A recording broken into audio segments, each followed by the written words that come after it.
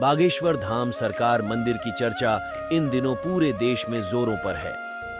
यह एक ऐसा चमत्कारिक मंदिर है जहां भगवान बालाजी के दरबार में भक्तों की अर्जी लगाई जाती है और फिर उनकी सुनवाई की जाती है। आइए आपको बताते हैं कि इस मंदिर का इतिहास और कैसे लगती है यहां पर अर्जी। बागेश्वर धाम सरकार मंदिर, जी हां, भगवान बालाजी की यह मंदिर और यहाँ के आचार्य धीरेन्द्र कृष्ण शास्त्री इस पूरे देश में इस वक्त चर्चा का विषय बने हैं।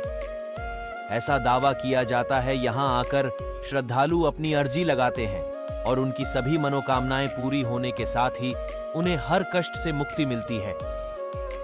यहाँ आचार्य धीरेन्द्र कृष्ण शास्त्री भगवान बालाजी का दरबार लगाते हैं और अनजान लोगों को उनके नाम से बुलाते हैं, फिर पर्ची में लोगों की समस्या भी लिख देते हैं। आजकल ये बातें लोगों की जुबान पर चढ़ी है, तो आइए आज हम आपको बताते हैं कि कहां है ये बागेश्वर धाम सरकार मंदिर और क्या है यहां का इतिहास। बागेश्वर धाम मंदिर एक पुराना चमत्कारिक मंदिर है। यह मंदिर छतरपुर के पास बागेश्वर धाम में स्थित है और यह बालाजी का मंदिर है। यहां पर हनुमान जी के सामने ही महादेव जी का मंदिर है। बागेश्वर धाम मंदिर भगवान बालाजी का फेमस मंदिर है। ये छतरपुर जिले के खजुराहो पन्ना रोड पर मौजूद गंज नाम के छोटे से कस्बे से 35 किमी की दूरी पर स्थित है।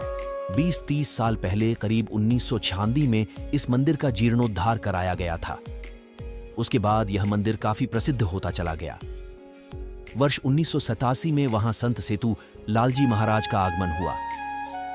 ये आचार्य धीरेन्द्र कृष्ण शास्त्री के दादाजी थे। उसके बाद वर्ष 2012 में श्रद्धालुओं की समस्या का निराकरण करने के लिए दरबार का शुभारंभ हुआ।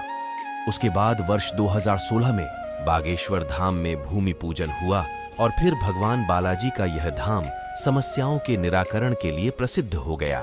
बालाजी के इस धाम में मंगलवार को भक्तों की भीड़ उमड़ती है और लोग बालाजी के दरबार में अपनी अर्जी लगाते हैं। बागेश्वर धाम में पर्ची लगाने की प्रक्रिया बेहद सरल है। यहाँ आपको एक पर्ची पर अपनी समस्या लिखकर उसे लाल कपड़े में नारियल के साथ बांधकर यहाँ परिसर में रखना होता है। यहाँ पर आपको लाल, पीले और काले कपड़े में बंधे हुए नारियल मिल जाएंगे। इसके पीछे की वजह यह है कि अगर आपकी अर्जी सामान्य है तो और लाल कपड़े में नारियल बांधें। अगर शादी विवाह से जुड़ी अर्जी है तो नारियल को पीले कपड़े में बांधें और अगर अर्जी प्रेत बाधा से जुड़ी है तो नारियल को काले कपड़े में बांधें। इसके साथ ही यह भी कहा जाता है कि अगर आप यहाँ आकर ऐसा नहीं कर सकते तो अपने घर पर ही पूजा स्थल में नारियल के साथ अपनी अर्जी लगा सकते हैं।